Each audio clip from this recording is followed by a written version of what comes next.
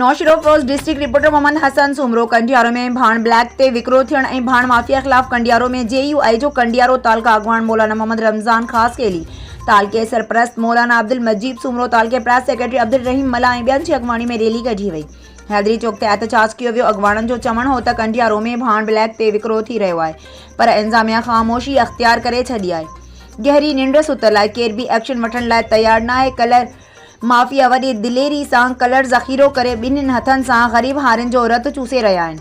कंडियारे जे ग़रीब हारियुनि खे ॿिन्हिनि हथनि सां फोड़ में का कसर नाहे छॾी। आबादगारनि जूं ज़मीनूं बर्बाद पयूं थियनि, जंहिंजे करे आबादगार सख़्तु परेशान आहिनि। उन्हनि जो मुतालबो आहे सरकारी अघ ते कलर ऐं भाण ॾिनो वञे। ॿी सूरत में सख़्तु एहतजाज कयो वेंदो।